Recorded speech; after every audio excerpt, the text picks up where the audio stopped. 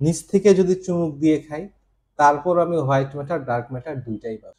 জিনভূত যতক্ষণ পর্যন্ত dark matter হিসেবে থাকে ততক্ষণ পর্যন্ত সে আমাদের সাথে রিয়্যাক্ট করবে না। মহাবিশ্বের মোট ভরের বর্তমানের একটি আলোচিত টপিক হচ্ছে ডার্ক ম্যাটার এবং ডার্ক এনার্জি।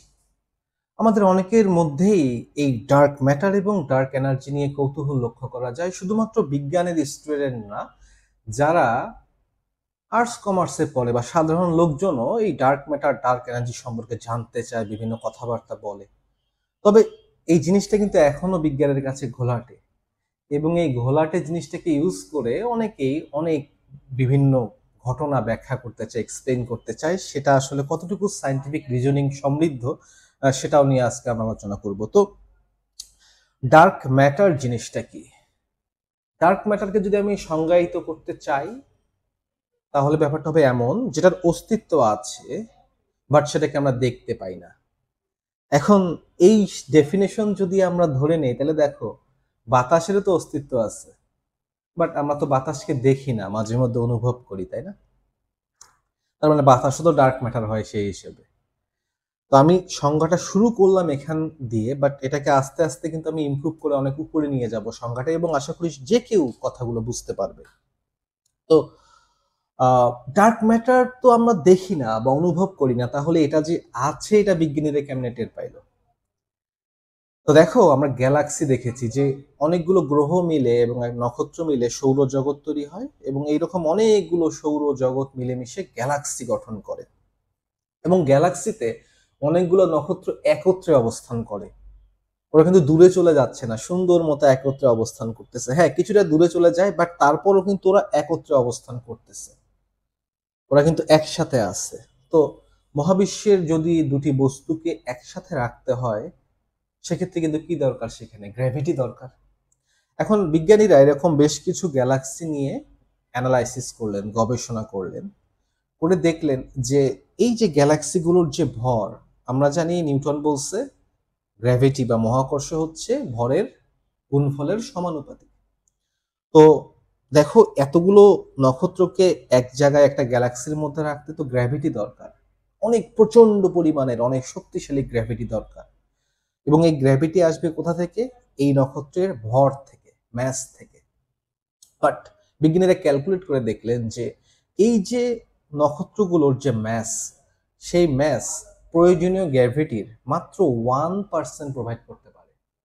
অর্থাৎ যদি নক্ষত্রগুলোকে একত্রে রাখতে 100 নিউটন ফোর্সের দরকার হয়, 100 নিউটন গ্র্যাভিটেশনাল ফোর্স দরকার হয়, তাহলে এই যে নক্ষত্রগুলো আছে তাদের যে ম্যাস, সেই ম্যাস ওই 100 নিউটনের মধ্যে মাত্র 1 নিউটন ফোর্স প্রোভাইড করতে পারবে।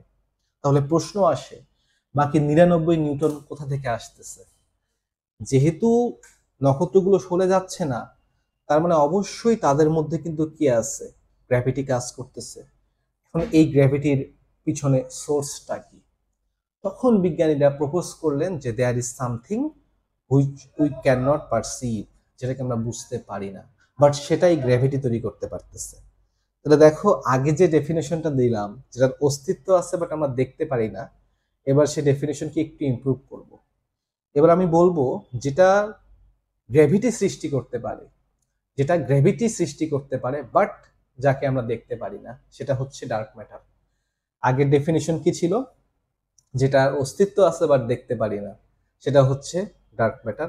এখন ডেফিনেশনটা একটু ইমপ্রুভ হলো, যে যেটা গ্র্যাভিটি তৈরি করে বাট আমরা দেখতে পাই না, সেটা হচ্ছে ডার্ক ম্যাটার। ঠিক আছে, এই হচ্ছে ডার্ক ম্যাটারের ব্যাপার। এখন এই ডার্ক ম্যাটারটা আছে কিভাবে? ডার্ক ম্যাটার কিভাবে আছে? দেখো, এই মনে করো হচ্ছে আমাদের মহাবিশ্ব। হ্যাঁ, এই মহাবিশ্বের মধ্যে ম্যাটারগুলোকে আমরা দুই ভাগে ভাগ করতেছি, একটা হচ্ছে মনে করো হোয়াইট ম্যাটার, আর একটা হচ্ছে ডার্ক ম্যাটার। এখন দেখো, এই হোয়াইট ম্যাটার আর ডার্ক ম্যাটার একটা আর একটার সাথে ওভারল্যাপ করে আছে। তো মনে করো মহাবিশ্বের যদি মহাবিশ্বকে যদি আমি 6 ভাগে ভাগ করি, তার মধ্যে মাত্র 1 ভাগ হচ্ছে হোয়াইট ম্যাটার। দেখো, এই হচ্ছে হোয়াইট ম্যাটার। হোয়াইট ম্যাটার মানে যা কিছু আমরা পারসিভ করতে পারি। পারসিভ করা বলতে বিজ্ঞান কি বোঝায় সেটারও একটা ডেফিনেশন আছে, আমি আসবো আস্তে আস্তে। তাহলে দেখো, এই হচ্ছে আমাদের হোয়াইট ম্যাটার, এতটুকু হচ্ছে হোয়াইট ম্যাটার। ওকে, আচ্ছা, দাঁড়াও, এতটুকু হচ্ছে হোয়াইট ম্যাটার, আর এটা হচ্ছে ডার্ক ম্যাটার। মহাবিশ্বের মোট ভরের মহাবিশ্বের মোট ভরের মহাবিশ্বের মোট ভরের দেখো 6/5 কিন্তু হচ্ছে ডার্ক ম্যাটার। তা দেখো এই যে আমরা মিশাই দিলাম। এখন দেখো এই যে মিশ্রণ বা সলিউশনটা তৈরি হয়েছে, এই যে মিশ্রণ বা সলিউশনটা তৈরি হয়েছে, এই সলিউশনটার মধ্যে 6/5 হচ্ছে কি ভাইয়া, ডার্ক ম্যাটার, আর 6/1 হচ্ছে হোয়াইট ম্যাটার। এখন দেখো আমি যদি এখান থেকে একটু চুমুক দিয়ে খাই, যে কোনো অংশ থেকে যদি চুমুক দিয়ে খাই, মনে করো উপর থেকে যদি খাই চুমুক দিয়ে, তারপর আমি হোয়াইট ম্যাটার ডার্ক ম্যাটার দুইটাই পাবো। নিচ থেকে যদি চুমুক দিয়ে খাই, তারপর আমি হোয়াইট ম্যাটার ডার্ক ম্যাটার দুইটাই পাবো। অর্থাৎ হোয়াইট ম্যাটার এবং ডার্ক ম্যাটার মিলেমিশে ব্লেন্ড হয়ে গেছে, একেবারে ব্লেন্ড হয়ে গেছে, ঠিক আছে, দুইটা একেবারে মিলেমিশে ব্লেন্ড হয়ে গেছে। এখন কথা হচ্ছে এই যে দুইটা মিলেমিশে ব্লেন্ড হয়ে গেল, এই ব্লেন্ডিংটা কি শুধু ওই গ্যালাক্সির মধ্যেই আছে? যে গ্যালাক্সির মধ্যে অনেক ফোর্সের দরকার হয়, তাই কোটি কোটি আলোকবর্ষ দূরে থাকা গ্যালাক্সি গুলোতে এরকম হোয়াইট ম্যাটার এবং ডার্ক ম্যাটার আছে? না, কিন্তু যেমন কয়েক কোটি কিলোমিটার দূরে থাকা গ্যালাক্সির মধ্যে হোয়াইট ম্যাটার ডার্ক ম্যাটার আছে, মানে ডার্ক ম্যাটার আছে, ঠিক তেমনি দেখো আমার থেকে কয়েক সেন্টিমিটার দূরে থাকা এই বোতলের মধ্যেও হোয়াইট ম্যাটার ডার্ক ম্যাটার দুইটাই আছে। অর্থাৎ মহাবিশ্বের সব জায়গায় হোয়াইট ম্যাটার এবং ডার্ক ম্যাটার কিন্তু ছড়িয়ে ছিটিয়ে আছে, একেবারে একেবারে সব জায়গায় বিস্তৃত হয়ে আছে, হোয়াইট ম্যাটারও আছে ডার্ক ম্যাটারও আছে। এমন না যে এটা শুধু এই নক্ষত্রগুলাতে আছে বা গ্যালাক্সিতে আছে, আমাদের কাছে নেই। রাইট না, ওই সব জায়গায় হোয়াইট ম্যাটার আছে, ডার্ক ম্যাটারও আছে। ঘটনা হচ্ছে এরা সব জায়গায় আছে, বাট এদের অস্তিত্ব আমরা টের পাচ্ছি না কেন, অনুভব করতে পারতেছি না কেন?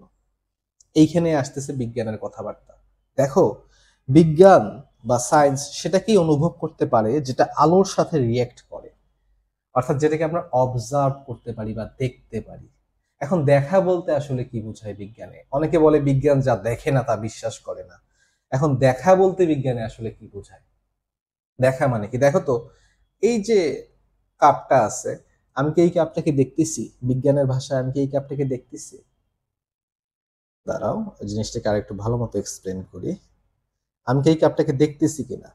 বিজ্ঞান অনুযায়ী দেখা মানে কোনো কিছুর উপর আলো ফেলা। দেখো, আমি যদি এর উপর আলো ফেলি, তার মানে আমি একে দেখতেছি। আমি যদি এর উপর আলো না ফেলি, তার মানে আমি একে দেখছি না।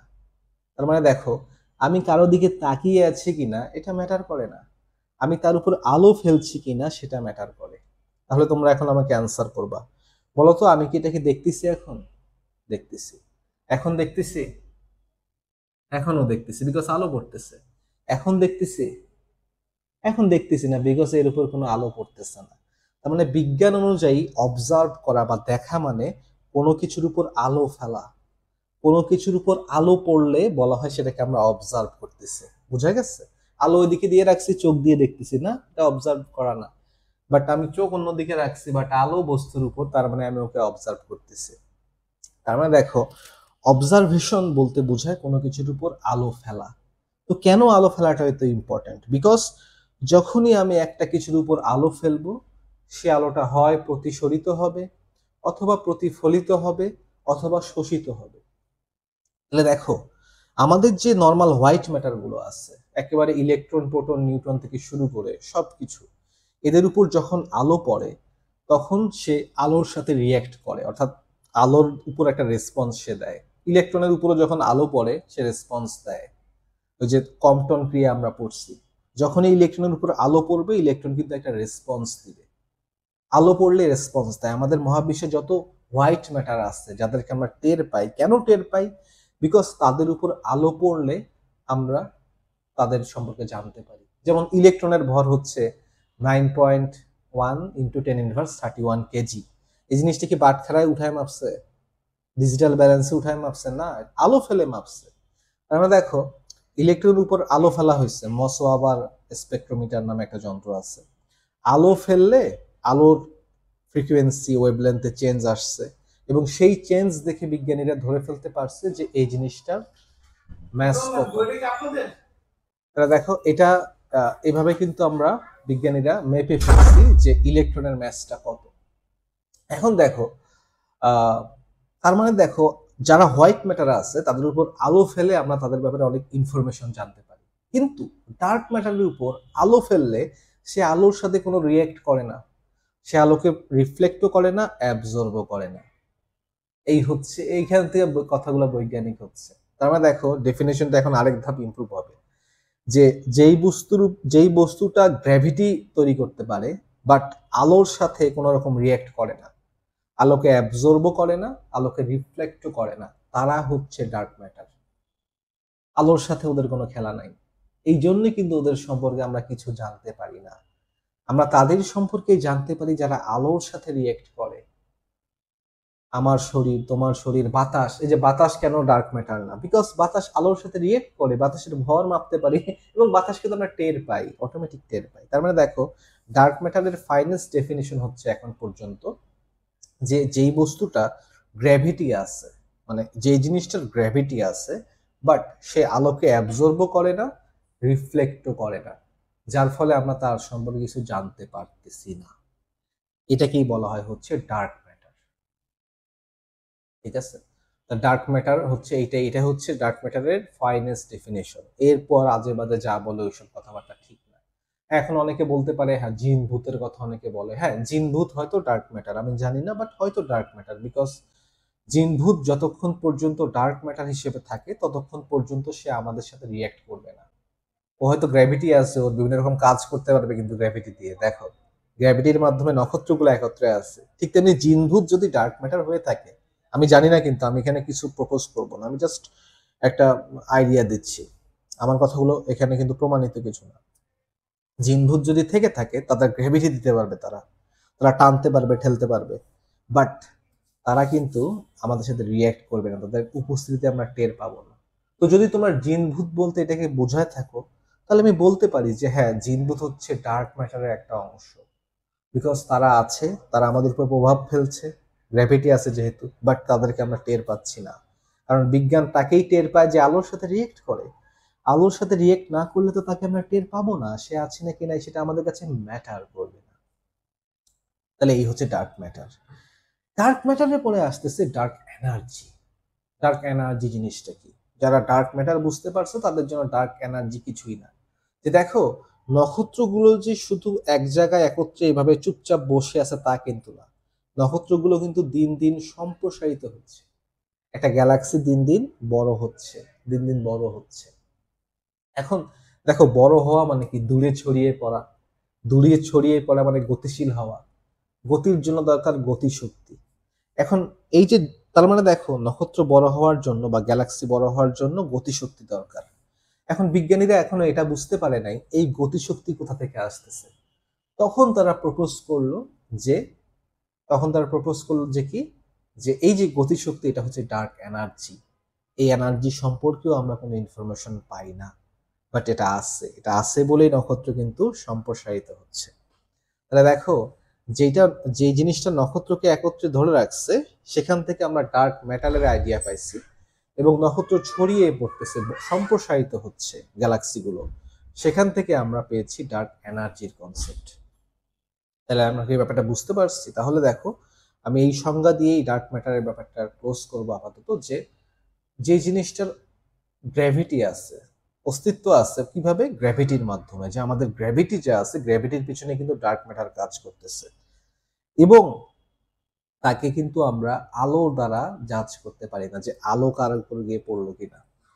এখানে প্রসঙ্গত আরেকটা কথা বলি, অনেকে ভাবে বা এরকম ভাবে বলে যে ইলেকট্রনের নাকি সেন্স আছে, কনসাসনেস আছে। যে তোমরা দিচির পরীক্ষা পড়ছো ইলেকট্রনের, হ্যাঁ, ডাবল স্লিট এক্সপেরিমেন্ট। ওই এক্সপেরিমেন্টে দেখা যায় ইলেকট্রন কখনো কণার মতো আচরণ করে, কখনো আবার তরঙ্গের মতো আচরণ করে। এবং অনেকে বলে যে যখন ইলেকট্রনকে আমরা দেখি না, হ্যাঁ, চোখ বন্ধ করে রাখি, তখন ইলেকট্রন হয়ে যায় তরঙ্গ, আর যখন ইলেকট্রনকে আমরা দেখতেছি তখন সে হয়ে যায় কণা। এখানে দেখা বলতে অনেকে ভাবে এরকম দুই চোখ দিয়ে চোখ বের করে তাকায় থাকা না, দেখা মানে হচ্ছে আলো ফেলা, ইলেকট্রনের উপর আলো ফেলা, দেখা মানে হচ্ছে আলো ফেলা, তাহলে এখানে কিন্তু ইলেকট্রনের কনসিয়াসনেসের কোনো প্রশ্ন নাই। আর হচ্ছে দেখো, ইলেকট্রনের উপর যখন তুমি আলো ফেলো মানে তাকে অবজার্ভ করো বা দেখো, বিজ্ঞানের ভাষায় আলো ফেলা মানে দেখা। আলো ফেললে দেখা যায় কম্পটন ক্রিয়ার কারণে সে কণার মতো আচরণ করে, কম্পটন এফেক্টে। এটা নিয়ে তো আমি আশা করি এরকম আলোচনা করব। কম্পটন এফেক্টের কারণে সে কণার মতো আচরণ করে। বাট যখন তুমি ইলেকট্রনের উপর আলো ফেলো না, মানে তাকে দেখো না, যেটাকে আমরা সহজ ভাষায় বলি, তখন কম্পটন এফেক্ট হয় না এবং সে তরঙ্গের মতো আচরণ করে। বোঝা গেছে ব্যাপারটা? এখানে কিন্তু ইলেকট্রনের কনসাসনেসের কিছু নাই যে ইলেকট্রন টের পায় আমরা দেখতেছি কিনা। না, আলো পড়তেছে কিনা, ওর উপরে আলো পড়লে তো টের পাবেই। ও কিছু বুঝতে পারে না কিন্তু যে তুমি দূর থেকে দেখতেছো, ওকে জানে না সেটা। ওর উপরে আলো পড়ে কিনা সেটা হচ্ছে ম্যাটার করে। তাহলে ডার্ক ম্যাটারের ব্যাপারটা আমরা বুঝতে পারছি কিনা আজকে? ক্লিয়ার কিনা? হোয়াইট ম্যাটার মানে কি? হোয়াইট ম্যাটার মানে যেটাকে আমরা আলো ফেলে, যেটার উপস্থিতি আমরা জাজ করতে পারি। আলো ফেলবে, আলোর সাথে রিয়েক্ট করবে, আমরা বুঝতে পারবো তাকে, তার সম্পর্কে ইনফরমেশন জানতে পারবো। আর যার উপর আলো ফেলে ইনফরমেশন জানা যায় না, বাট ও আমাদেরকে প্রভাবিত করে কিভাবে? গ্র্যাভিটির মাধ্যমে। সেই জিনিসটা হচ্ছে ডার্ক ম্যাটার। ওকে আমরা আলো ফেলে টের পাই না, ওর সম্পর্কে কোনো ইনফরমেশন পাই না। এখন আজকে আমি ডার্ক ম্যাটার নিয়ে অনেক কিছু বললাম। এর চেয়ে বেশি যদি কেউ বলে, তার ঠিকানা আমাকে জানাবা। আমি তার জন্য নোবেলের সুপারিশ করব। সুপারিশ তো করতে পারবো না, মানে তার নোবেল প্রাপ্তির জন্য আন্দোলন করব। যদি কোনো লোক এর চেয়ে বেশি ইনফরমেশন ডার্ক ম্যাটারের উপর দিতে পারে, তাহলে তার নোবেল পাওয়া উচিত। বিকজ এখন পর্যন্ত বিজ্ঞানীরা এতটুকুই বলতে পারছে, এতটুকুই আমরা জানি ডার্ক ম্যাটার সম্পর্কে। যেহেতু আলো ফেলে ওর ব্যাপারে কোনো ইনফরমেশন পাওয়া যায় না, তাই ওর ব্যাপারে এখন পর্যন্ত টেকনোলজি দিয়ে আর আপডেট কিছু জানা সম্ভব না। হ্যাঁ, সেহেতু ওর ব্যাপারে এখন পর্যন্ত এর চেয়ে বেশি আপডেটেড কিছু জানা সম্ভব না।